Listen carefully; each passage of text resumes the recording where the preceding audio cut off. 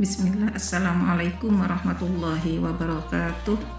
Innal hamdalillah nahmaduhu wa nasta'inuhu wa nastaghfiruh wa na'udzu billahi min sururi anfusina wa min sayyiati a'malina. May yahdihillahu fala mudhillalah wa may yudlil fala hadiyalah.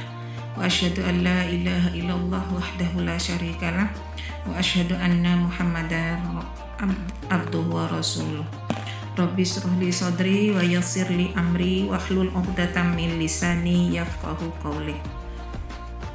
Alhamdulillah, segala puji bagi Allah yang masih memberikan kita kesempatan untuk menjalankan puasa pada bulan Ramadan tahun ini dalam keadaan sehat, serta sholawat dan salam tercurahkan kepada uswah kita Rasulullah Shallallahu Alaihi Wasallam. Pada kesempatan kali ini Ustazah hanya ingin bercerita sedikit tentang sahabat Rasulullah, yaitu Bilal bin Rabah. Dalam lembaran sejarah peradaban Islam, nama Bilal bin Rabah menempati posisi yang sangat istimewa.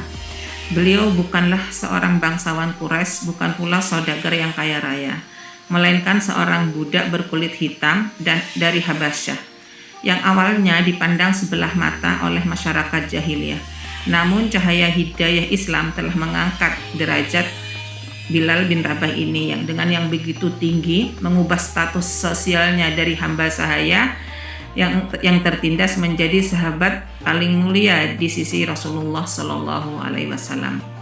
Kisah hidup Bilal bin Rabah ini adalah simbol perlawanan terhadap rasisme dan bukti nyata bahwa dalam Islam kemuliaan seseorang itu tidak ditentukan oleh warna kulit, nasab atau kekayaan, melainkan oleh mempertahankan keteguhan dalam mempertahankan kalimat tauhid di tengah siksaan yang biadabnya, serta suara emasnya yang dipilih untuk mengumandangkan azan pertama di dunia, menjadi inspirasi abadi bagi umat Islam hingga saat hari ini, seperti yang sudah kita dengarkan dalam sehari 5 kali.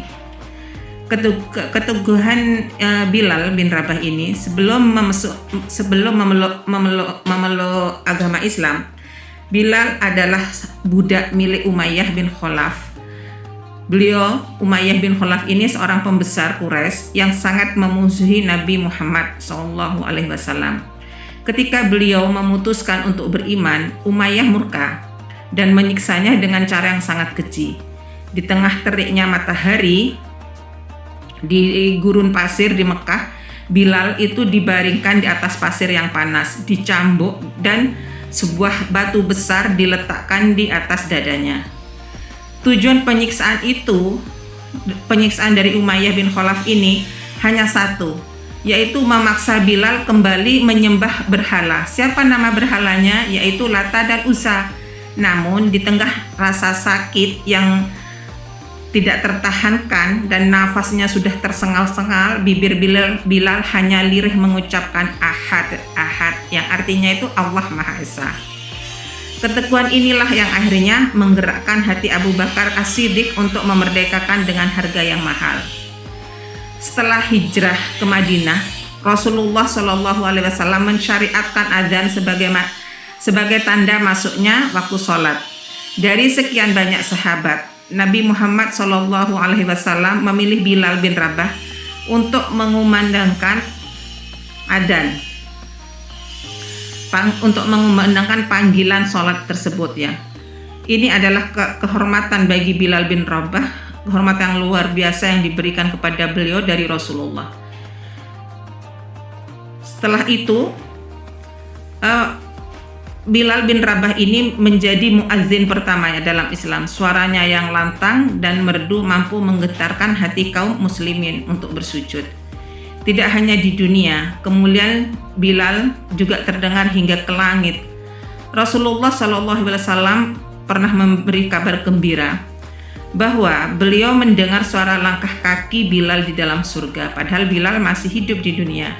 Rasulullah SAW bertanya kepada Bilal pada waktu subuh, yang artinya itu diriwayatkan dalam sebuah hadis, "Wahai Bilal, ceritakanlah kepadaku tentang suatu amalan yang paling engkau harapkan pahalanya dalam Islam."